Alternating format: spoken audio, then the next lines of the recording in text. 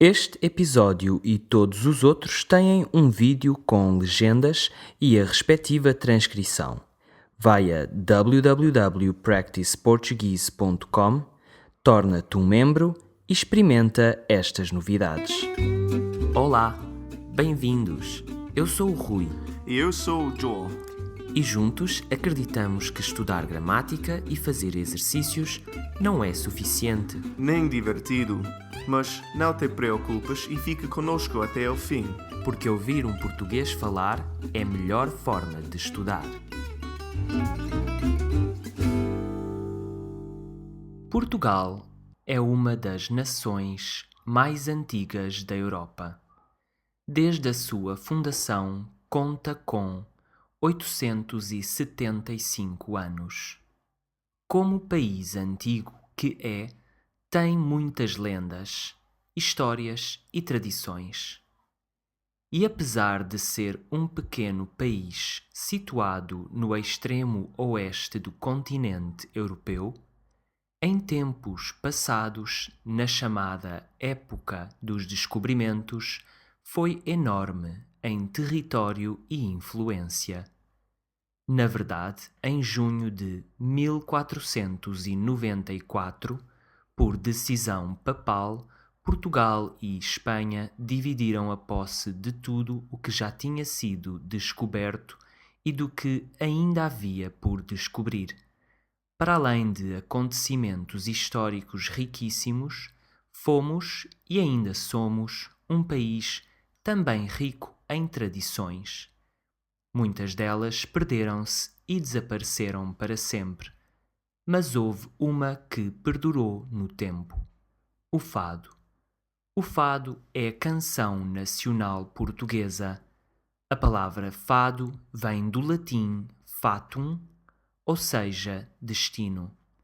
A origem do fado remete-nos aos cânticos dos mouros que ocuparam Lisboa no passado, deixando a sua marca, não só na música, mas na língua também. A Moraria e a Alfama são dois bairros em Lisboa nos quais a influência árabe está presente, não só nas várias casas de fado que aí se tornaram típicas, como no próprio nome dos bairros.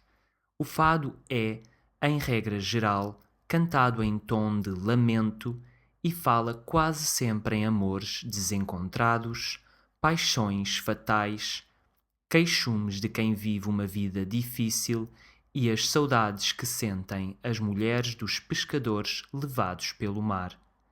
Para além do fado tradicional, existem outros tipos de fado. Um deles é o fado brejeiro, o fado boêmio, que é conhecido como fado vadio. O fado pode ser ouvido em qualquer bairro típico de Lisboa e na boca de qualquer lisboeta, pois existe a convicção de que as pessoas que nasceram nesses bairros sabem cantar o fado. Mas o fado é atualmente ouvido nas chamadas casas de fado. Estas casas funcionam noite fora e, para além de se ouvir o fado tradicional, come-se caldo verde, chouriço assado e bebe-se bom vinho tinto. Uma frase emblemática destas casas é: silêncio que se vai cantar o fado. É assim a tradição. Existe ainda um outro fado, mais erudito, menos castiço: o fado de Coimbra. O fado de Coimbra, cidade universitária, é cantado apenas por homens, geralmente pelos estudantes, que deverão estar devidamente trajados e tem a sua origem nas serenatas. Falar de fado é falar de Amália Rodrigues, a expoente máximo do fado de Lisboa. Esta fadista, falecida em 6 de outubro de 1999, foi considerada uma das mais brilhantes cantoras mundiais do século XX. No entanto, foi o fadista Carlos do Carmo que, em 19 de novembro de 2014, foi distinguido com o Grammy Latino de Carreira. Não foi só premiado o artista, mas também o género musical que representa. Como reconhecimento da importância do fado para a cultura mundial, a Unesco resolveu, em 28 de novembro de 2011, elevar o fado a Património Imaterial da Humanidade. E agora, mais rápido.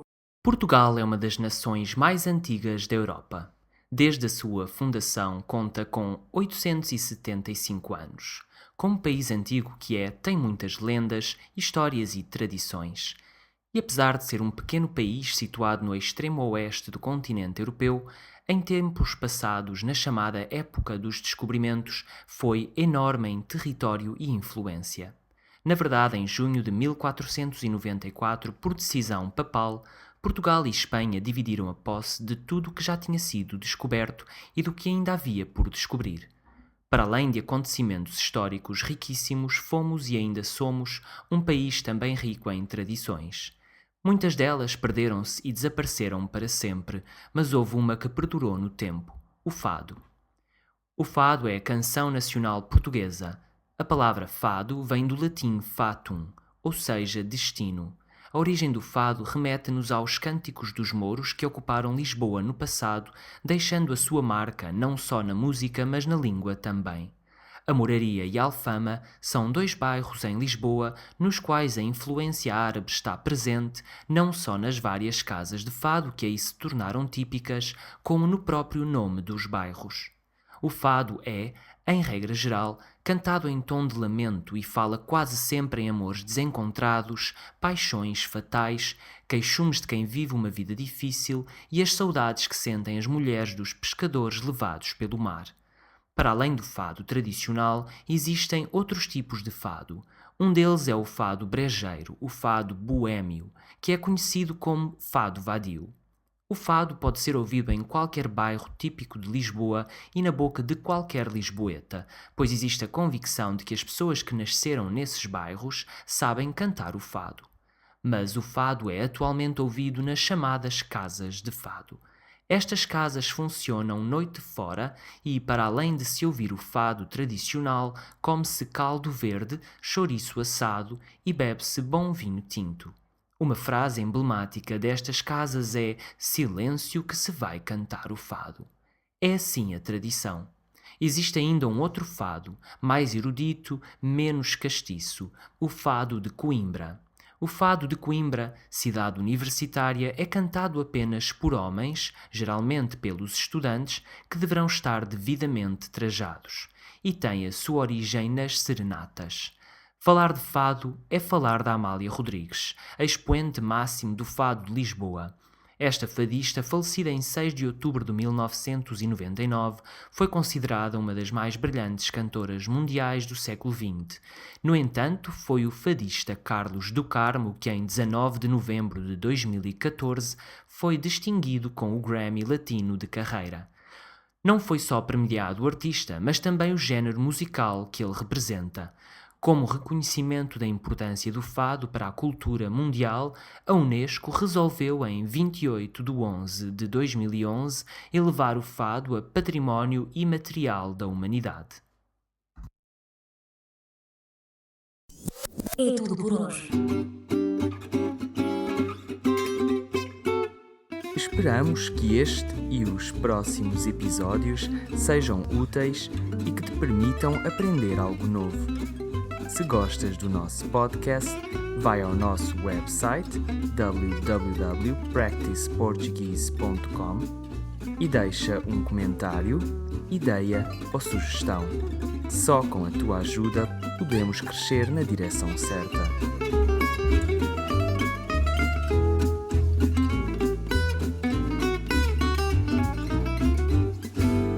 Até à próxima!